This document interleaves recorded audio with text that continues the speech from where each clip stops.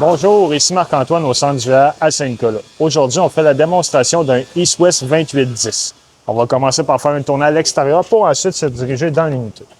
On commence à l'avant, on a un coffre de rangement qui fait bord en bord. On voit un kit de départ qui est là et la barre qui va servir à abaisser les pattes stabilisatrices manuellement lorsqu'on est en panne de courant. On a nos marches qui sont escamotables pour accéder à l'intérieur. Prise coaxiale satellite pour la télévision ainsi qu'une prise 120 volts. Elle va fonctionner quand la roulotte est branchée au mur. Le frigo extérieur, lui, fonctionne sur le 120 volts. Et on a le barbecue qu'on peut sortir ici. Donc lui, lorsqu'on veut le mettre en fonction, on va simplement appuyer et tourner pour allumer les gaz. On a la hose qui est ici pour connecter le barbecue à la sortie de propane qui se trouve en dessous là, juste ici, qui est un quick connect.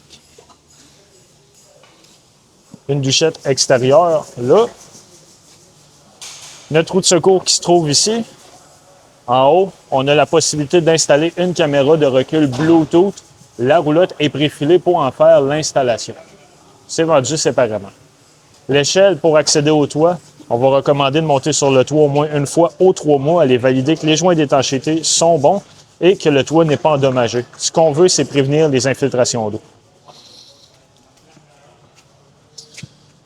L'emplacement pour connecter notre roulotte, donc on a une prise 50 ampères, 120 volts juste ici. Les interrupteurs pour gérer les pattes stabilisatrices à l'arrière, donc on peut gérer à gauche et à droite indépendamment. Ça va abaisser les pattes qui se trouvent sous la roulotte. Lorsqu'on s'avance, on a un éclairage d'appoint ici et on a notre système d'égout qui se trouve là. Les valves sont juste un peu plus hautes ici. Donc, on va avoir 3 valves. Lorsqu'on va effectuer la vidange, on va connecter notre tuyau. On va commencer par la valve noire qui est dans le milieu. La valve noire, en fait, c'est l'eau de la toilette qu'on va venir flusher en premier. Quand ça va être vide, on va ouvrir ensuite la valve grise qui est la galerie en avant et la seconde qui va gérer l'évier et la douche. Quand c'est fait, on referme nos valves et on remet notre capuchon juste ici. Le Black Tank Flush, lui, va servir à rincer notre réservoir d'eau noire quand on commence à avoir des mauvaises odeurs qui s'accumulent. Le principe, on va connecter l'eau ici, on ouvre l'eau et à l'aide de jet, ça va dissoudre les solides. Très important, il ne faut pas oublier l'eau connectée ici car ça monte dans le réservoir au point de déborder par la toilette à l'intérieur de l'unité. Ce qu'on voit là, c'est la sortie pour la fournaise qui fonctionne au propane. On a le chauffe-eau qui fonctionne au propane et électrique. C'est à partir de l'intérieur qu'on peut le mettre en fonction et choisir aussi quelle va être sa combustion. Les low points, ce sont les points les plus bas, autant pour l'eau chaude que pour l'eau froide, qui va servir à vidanger la plomberie au complet. Les interrupteurs ici pour gérer les pattes stabilisatrices qui se trouvent de chaque côté. Et on a une valve qui est cachée entre les deux. Elle va être pour vider le réservoir d'eau fraîche. Notre station d'eau se trouve de ce côté-ci. Donc, on a de l'éclairage. On a une prise 120 volts ici supplémentaire. Prise coaxiale pour la télévision. On peut mettre la pompe à eau en fonction à partir de l'interrupteur ici. Notre coupe-circuit principal pour couper le courant de la batterie en 12 volts qui est là. Lorsqu'on veut remplir notre réservoir d'eau fraîche, on va connecter l'eau ici. Et lorsqu'on a accès à l'eau de la ville ou du camping, on va le mettre sur le City Water Connection. On a une douchette avec l'eau chaude et l'eau froide, ainsi qu'une barre supplémentaire de dépannage. On a la possibilité de connecter un panneau solaire portatif. Juste ici, très important, le panneau doit avoir un régulateur de courant intégré.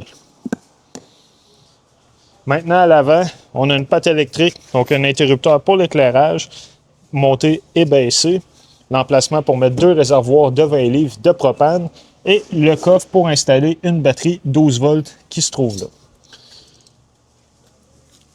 Lorsqu'on attelle la roulotte au véhicule, on a des chaînes avec des plaquettes de certification sur les chaînes. On doit les laisser accrocher après celles-ci, c'est ce qui les certifie. Si on les trouve bruyantes lorsqu'on se déplace sur la route, on peut simplement les fixer avec une tie wrap ou les taper. Le câble qu'on voit là, c'est le câble qui va servir pour le freinage d'urgence. Donc lui, on doit l'attacher indépendamment au véhicule. On ne doit pas le passer au travers des chaînes. Ce qu'il va faire, c'est que si on perd notre attelage, il va tirer sur une goupille qui va appliquer les freins d'urgence automatiquement. On a un câble électrique 7 brins pour connecter la roulotte. Donc, lui va servir à faire fonctionner l'éclairage et le système de freinage pour celle-ci. Maintenant, on va se diriger à l'intérieur.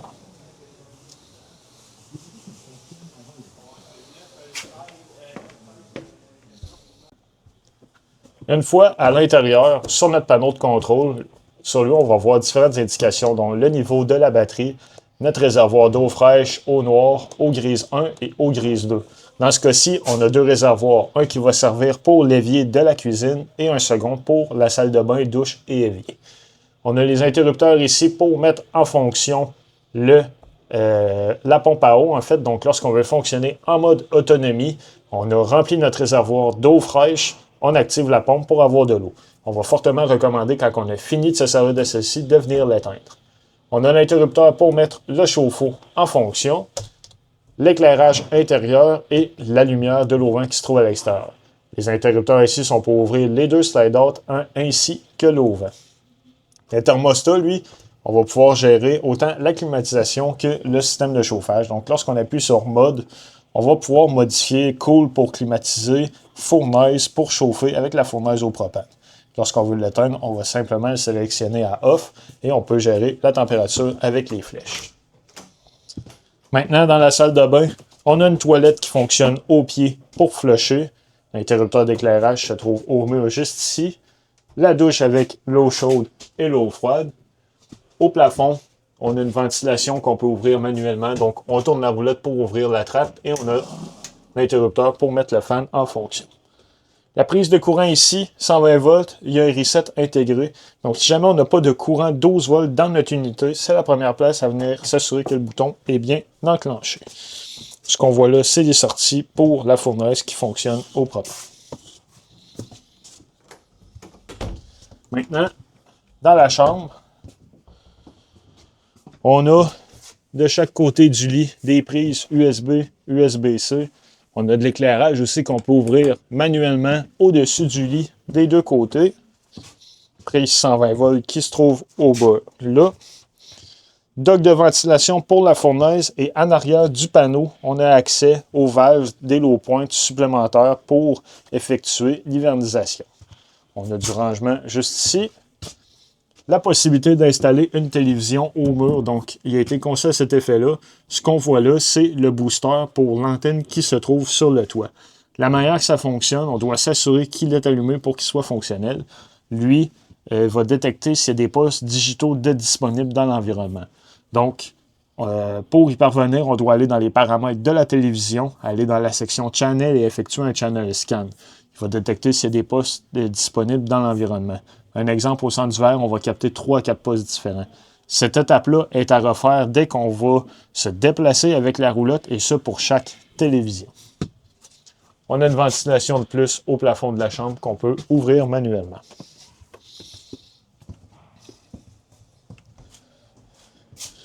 Maintenant, quand on arrive dans la cuisine, on a un foyer électrique qui fonctionne sur le 120 volts.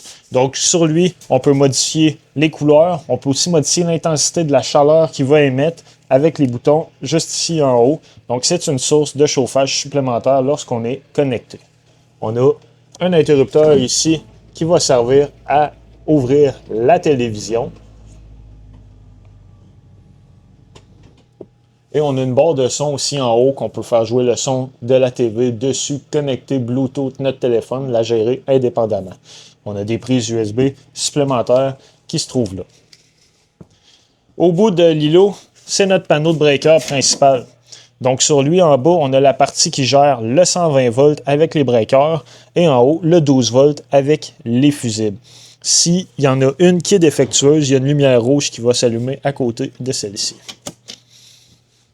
On continue dans la cuisine, on a un micro-ondes conventionnel comme on a à la maison qui fonctionne sur le 120 volts.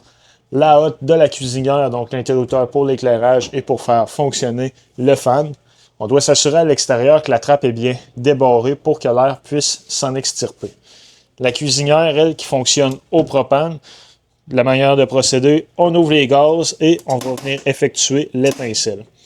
Pour la partie du four, on doit ouvrir les gaz et à l'aide d'un briquet, aller allumer l'élément juste en dessous. On a de l'éclairage qu'on peut gérer ici. Le frigo, lui, fonctionne sur le 12 volts. Donc, on peut modifier l'intensité de celui-ci et on peut, en maintenant le bouton, l'éteindre complètement. Donc, on a la partie aussi congélateur en haut. Et lorsqu'on va se déplacer sur la route, très important de venir le sécuriser pour éviter que les portes ouvrent en chemin. On a du rangement ici, dans l'îlot central, notre évier avec l'eau chaude et l'eau froide. On a encore une bouche de sortie pour la fournaise qui fonctionne au propane. Prise de courant et USB. Toutes les lumières de ce type-là qu'on voit dans la roulotte, on peut les ouvrir et les fermer en appuyant sur le bouton qui se trouve au centre. Pour le coin dinette, on peut convertir celui-ci pour avoir un lit supplémentaire. Donc, c'est un système de table qui va se replier. On a une barrure de l'autre côté. On va pouvoir replier la table et venir la coter de chaque côté ici. On repositionne les coussins pour avoir un lit supplémentaire.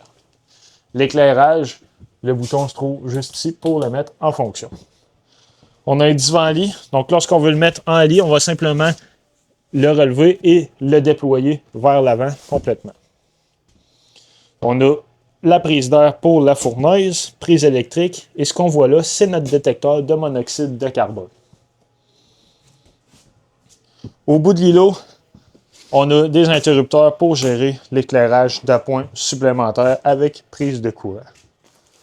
Dans la roulotte, il y a une pochette dans laquelle on va retrouver tous les manuels d'utilisateurs des électros, donc télévision, foyer électrique, cuisinière, réfrigérateur, tout y est. Donc, si jamais on a des questions ou qu'on veut faire de la programmation, il y a possibilité de s'y référer.